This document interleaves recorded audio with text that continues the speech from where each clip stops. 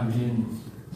성탄절을 앞두고 저희들이 이제 4주째 주님의 재림에 대해서 상고하고 있습니다. 왜 성탄절을 앞두고 주의 재림을 상고한다 하고요? 예수님의 초림은 이미 역사적으로 2000년 전에 이루어졌어요.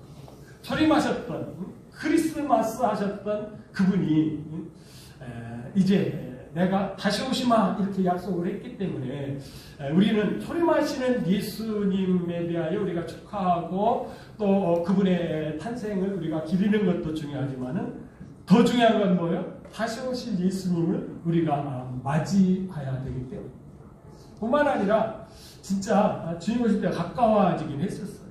여러분 몇 해 전부터 지금은 좀 달라졌습니다만 미국에서 메리 크리스마스 이렇게 성탄절에 인사할 수 있었어요? 없었어요? 없었어요. 미국 같은 나라에서도 청교도가 세운 나라에서도 사실은 메리 크리스마스 그거만큼 핍박 시대가 되었다라고 하는 것이죠.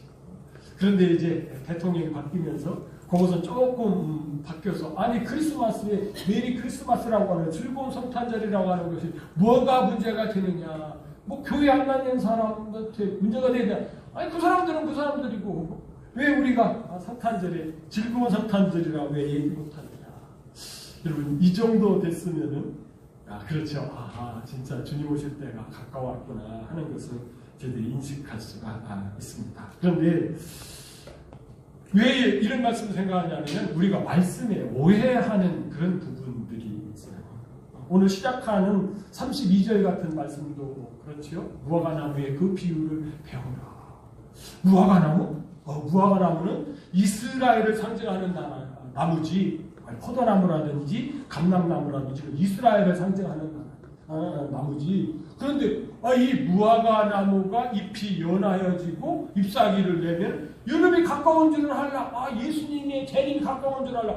그렇다면은 이스라엘이라고 하는 나라가 주 70년에 없어졌다가 1948년 5월 18일 날 이렇게 독립을 했는데 이것이 겨울에 무화과나무 잎이 다 떨어지고 죽은 것 같이 없어진 것처럼 되었다가 이제 봄이 새싹이 나고 여름이 되어서 잎이 폈으니까 이스라엘이 없어졌다가 잎이 폈으니까 독립을 했으니까 이제 예수님이 오실 때 가까웠다. 오늘 32절 다음 절에는 34절에 있는 것처럼 이 세대가 지나기 전에 이 일이 다 이루리라 이렇게 말씀하셨으니까 한 세대 보통 이 한 세대 제너레이션이면은 30년을 잡잖아요.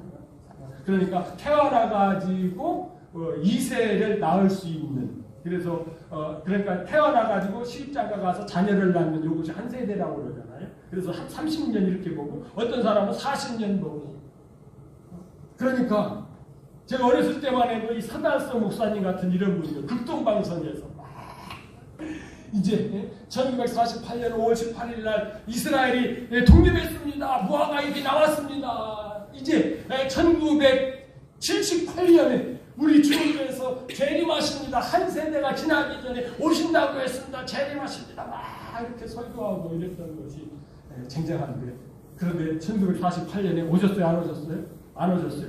잘못 계산했다. 한 세대가 30년이 아니고 몇 년이다? 40년이다. 또 한 세대 40년 보잖아요. 그래가지고 또 88년이다. 이러다가 또 88년이 안 나요. 또 그러니까 또 50년이다. 50년에서 막 그러다가 안 와요. 또 그러니까 이제 어떻게 밀레니엄 100년이다. 그런데 이것은 하나님의 말씀을 잘못해서 그런 것이죠. 여러분 저 말씀 잘 보시기 바랍니다. 32절 말씀. 다시 거꾸로요. 이제 그 무화과나무의 비유를 배우라. 이게 무화과나무의 징조를 배우라는 얘기예요? 비유를 배우라는 얘기예요? 비유를 배우라는 얘기예요. 그런데 이것을 징조로 생각을 했어요. 왜냐하면 3절부터는 징조를 얘기하거든요. 예루살렘이 무너지는 것, 이스라엘이 무너지는 징조를 물으면서부터 이 말씀이 시작되어서 3절부터 쭉 해서 여러분 31절까지는 징조 얘기예요. 징조 얘기. 이런 징조가 있으면 예수님이 재림하신다. 이런 징조가 있으면 예수님이 재림하신다. 징조를 얘기하시고 32절은 뭐 비유. 이 무화과 나무 비유거든요. 그런데 여러분 똑같은 말씀이 누가복음에도 있는데 누가복음에는 더 우리가 이해하기 쉽게 말씀하고 있어요. 이에 비유로 이시되 그 무화과 나무와 모든 나무를 보라. 그러니까 꼭 이스라엘을 상징하는 무화과 나무뿐만 아니라 이 나무들이 어떻게 생장하는지를 보라는 얘기예요. 그렇죠. 화답수들이 어떻게 됩니까? 겨울에는 죽은 듯 이파리를 다 떨구고 있다가 봄이 되어서 새싹이 나고 연두색으로 잎을 폈다가 여름이 되면 어떻게 해요? 녹색으로 바뀌잖아요. 그것을 보면은 여름이 되었다 이렇게 때를 구분하는 것처럼 이거 징조가 아니고 뭐라고요? 비유. 징조라고 하는 것은 어떤 일이 일어나기 전에 반드시 보이는 조짐이잖아요. 그런데 비유라고 하는 것은 무엇이지요? 어떤 것을 비슷한 것을 들어서 사물이나 현상을 들어서 빗대어서 설명하는 것이잖아요. 이건 비유지 징조가 아니라는 거죠. 그런데 이것을 설명하시는 분들이 자꾸 뭐로 생각했어요? 징조로 생각을 해서 이 징조가 나타났으니까 이스라엘을 상징하는 이 무화과 나무에 잎이 폈으니까 예수님이 한 세대가 지나기 전에 온다라고 했던 것은 성경을 잘못 보고 잘못 해석한 것이 이렇게 해석하다 보니까 어떻게 돼요? 예수님의 재림은 그냥 성경에서 재림한다 하는 것이지 진짜는 재림이 없는 모양이다. 우리가 보통 늑대 소년이라고 그러잖아요. 늑대 소년이 어떻게 했어요? 양을 치다가 심심해서 소리 질렀죠. 늑대가 나타났다 그러니까 동네 사람들 어떻게 해요? 늑대 때려잡으려고 그냥 몰려왔는데 와보니까 늑대가 없어요. 두 번째까지는 썩었는데 세 번째는 어때요? 안 썩었다. 이것처럼 오신다 하고서 안 오시니까 예수님 안 오시는 건 이렇게 되는 이것은 성경을 잘못 해석한 것이다라고 하는 거죠. 그러면은 우리는 이것은 무화과 나무에 잎이 피는 것. 이건 뭐라고요? 비유니까 이 앞에 나오는 징조들을 보고서 이 비유 말씀을 통해서 예수님이 오실 때가 됐구나, 여름이 되었구나 이렇게 알라는 얘기죠. 제가 방금 전에도 말씀드렸습니다만은 여러분 징조 가운데 예수님이 오시는 징조 가운데 제일 중요한 징조가 무엇이에요? 이제 마태복음 앞쪽에서 얘기했다는 것은 미혹을 받지 않도록 조심하라. 왜요? 거짓 그리스도가 나타난다 말씀을 하셨고 지난주에 우리가 생각했던 것은 뭐요? 환란 시대가 온다. 7년 대 환란 시대가 온다. 큰 환란이 전무후무한 환란이 온다. 이게 징조예요. 징조. 그래서 아까도 제가 말씀드렸던 것이에요. 미국에서 트럼프가 대통령으로 당선되기 전에 크리스마스 시즌에 메리 크리스마스 이렇게 인사를 나누면 어떻게 돼요? 고발 조치되어서 벌금을 물든지 감옥에 갇히든지 이런다고요. 이게 뭐죠? 그리스도인들을 슬슬 핍박하기 시작돼요. 이게 조짐인 것이죠. 이런 걸 보면서 예수님의 재림이 가까웠다. 이렇게 우리 보고 뭐라고요? 배우라고 하는 것이죠.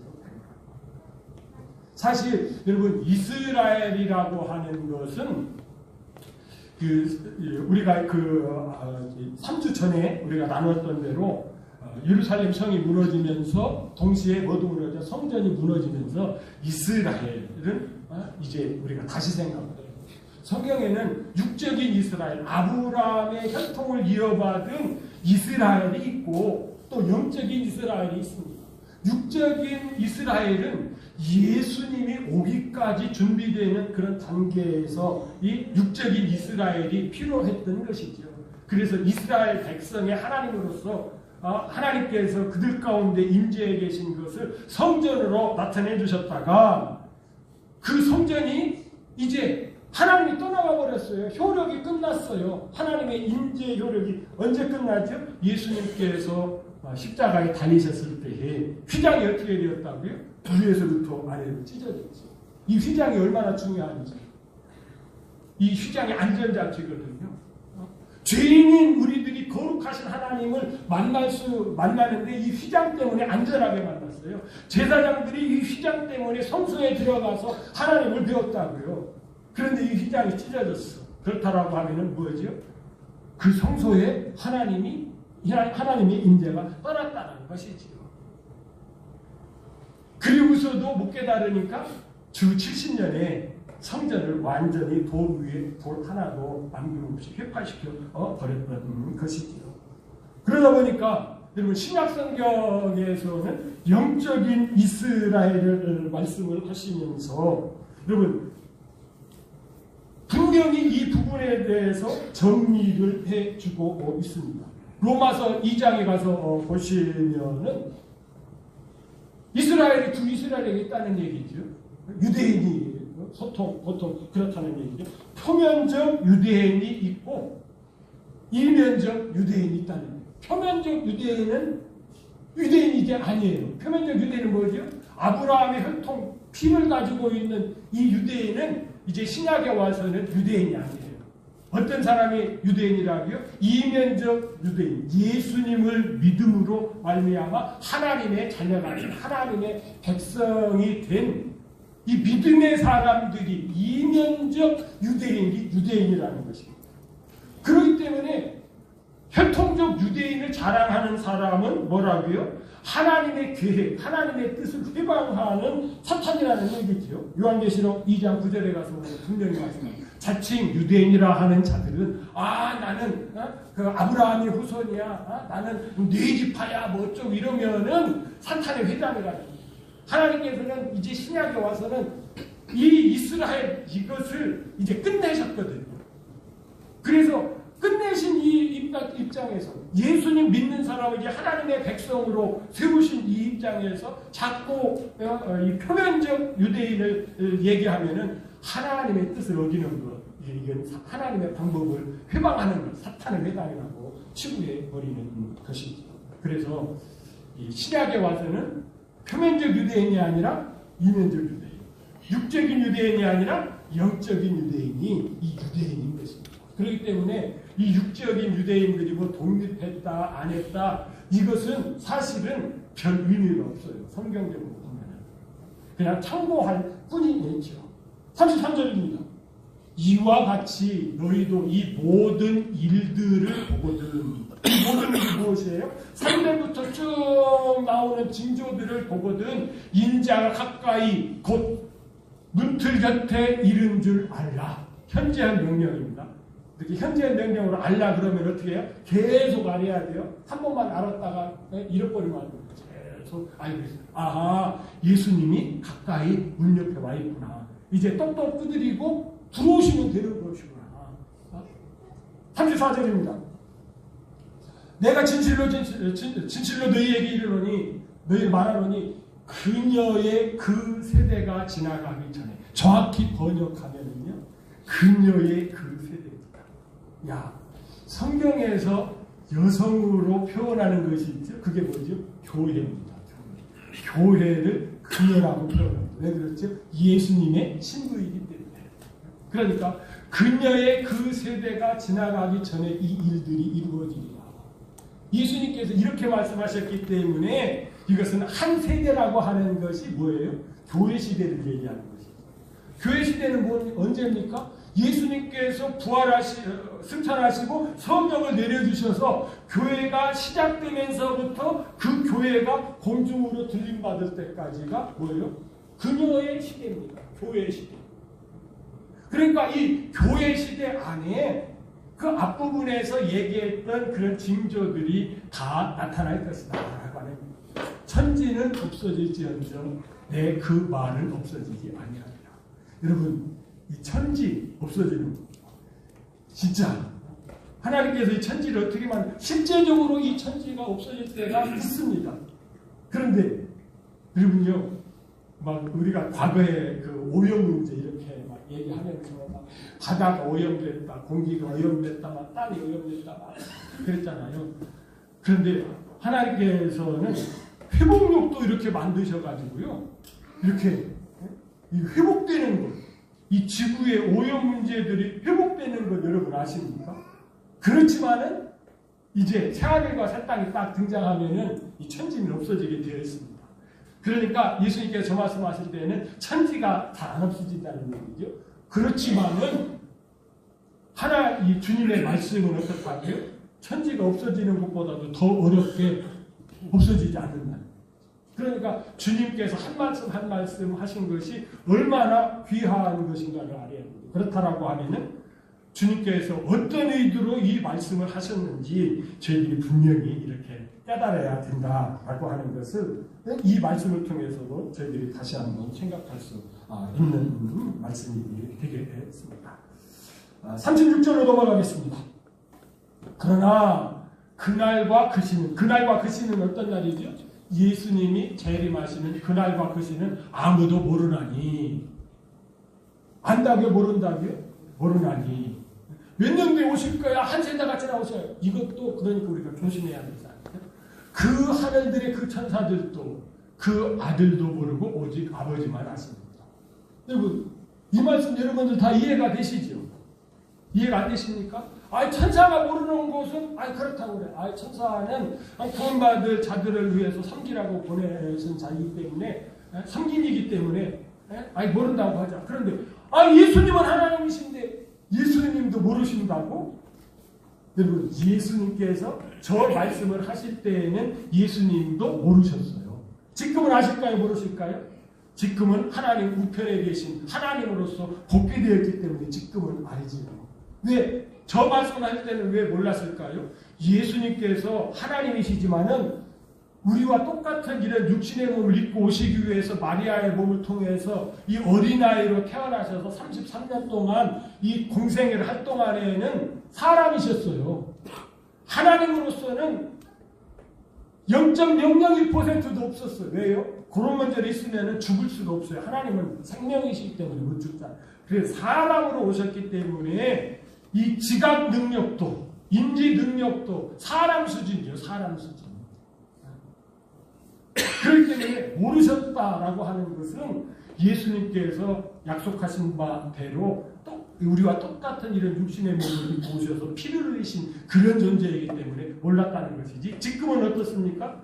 이제 부활하신 다음에는 하나님으로 복귀하셔서 하나님 우편에 앉아 계시기 때문에 지금은 아시겠죠. 지금은 아시기 때문에 요한계시록 1장 1절에 보면 어떻게 돼요? 아시기 때문에 이렇게 계시하시는 거잖아요.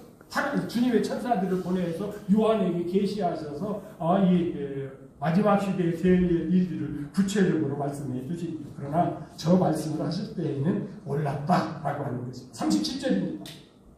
자, 이제 우리가 4시간에 걸쳐서 오늘 말씀을 이렇게 나누시면서 이 말씀을 한번 가만히 묵상해 보십시오. 노아의 때와 같이 인자의 임함도 그러하리라.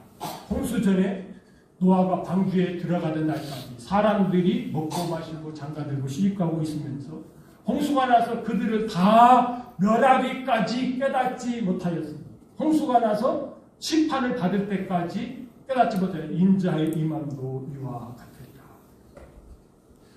여러분 이 말씀 동의하십니까? 노아가 방주를 짓고 있음에도 불구하고 하나님의 심판이 코앞에 다가온 것을 알았다고요? 몰랐다고요? 깨달았다고요? 못 깨달았다고요? 못 깨달았어요. 왜요? 하나님께서 말씀하셨잖아요. 120년 동안 너희들에게 뭐를 주겠다? 기회를 주겠다. 왜요?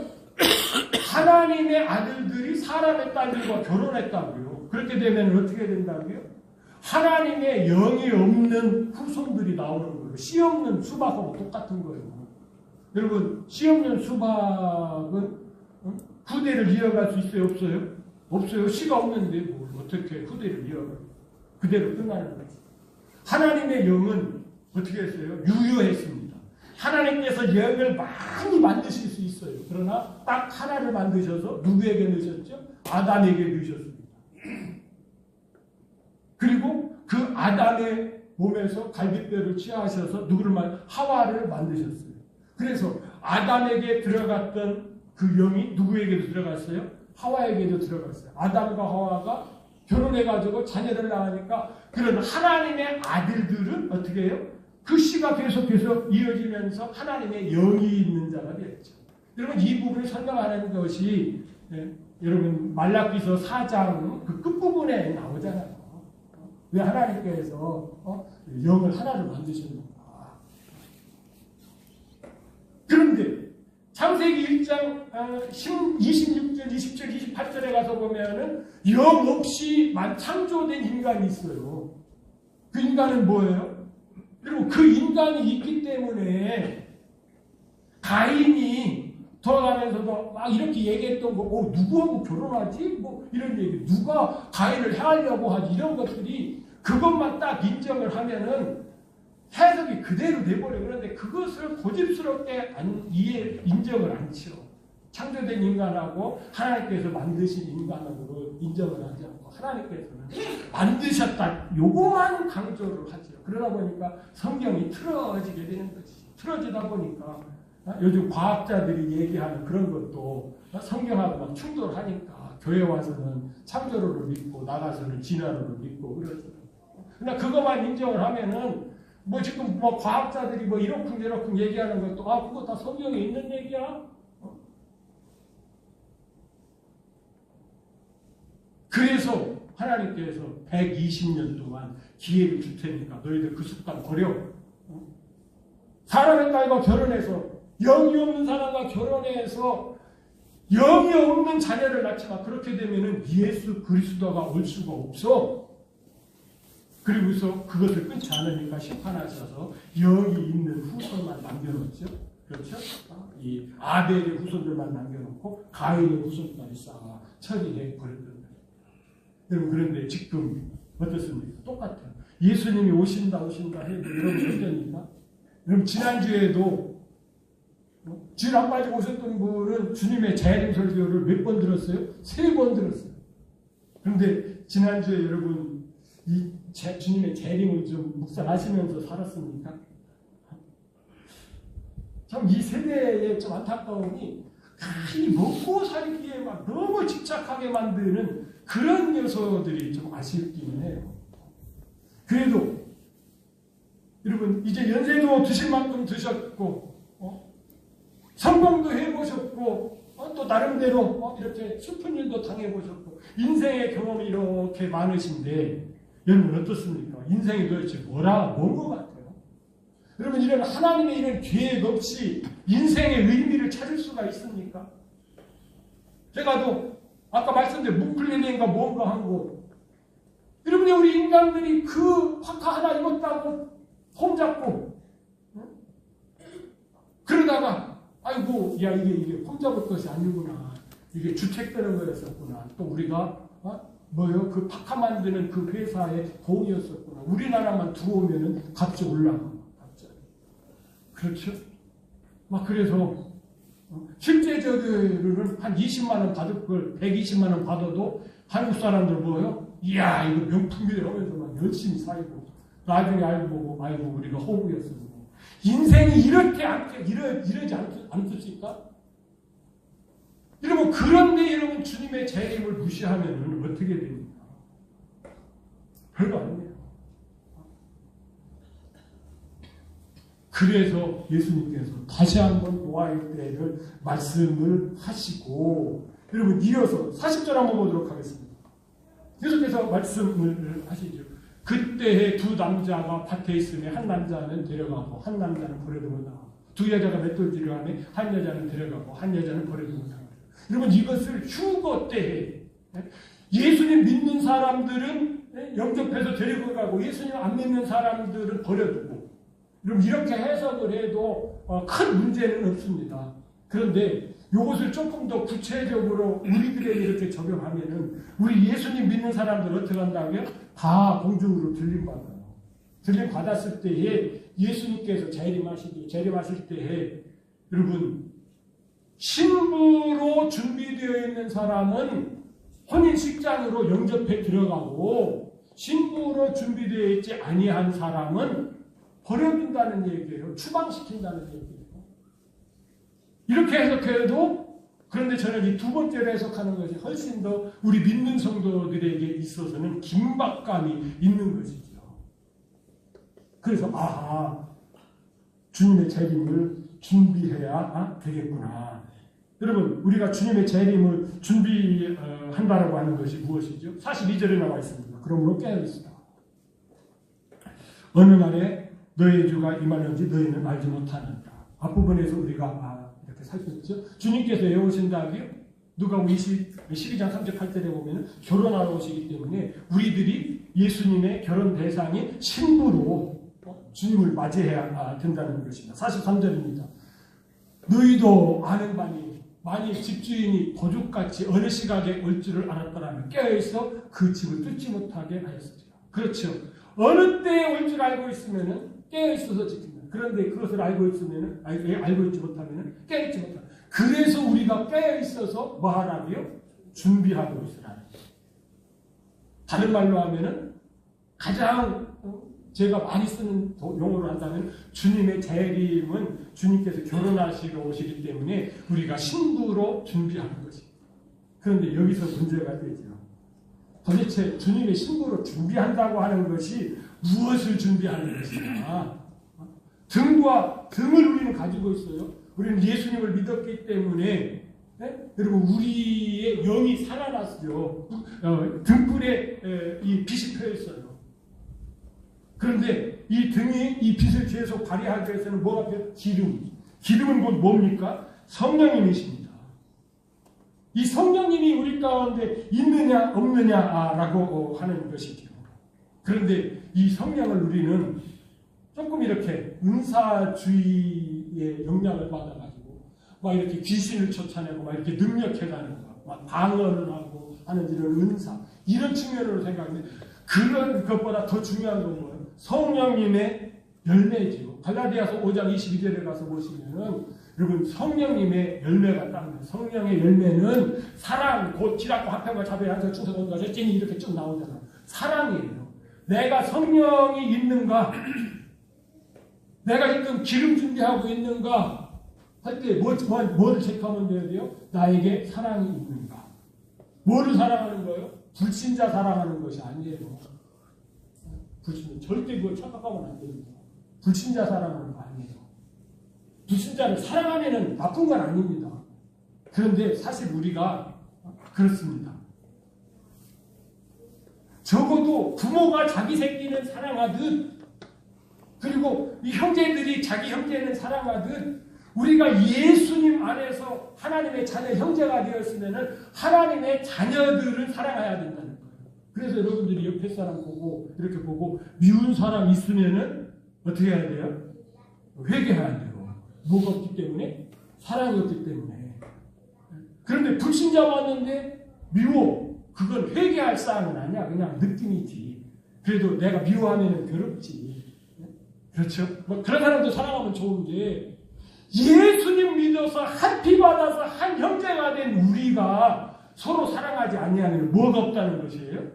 성령이 없다고 하는 것이기 때문에 이건 긴박한 상황을 가져야 됩니다.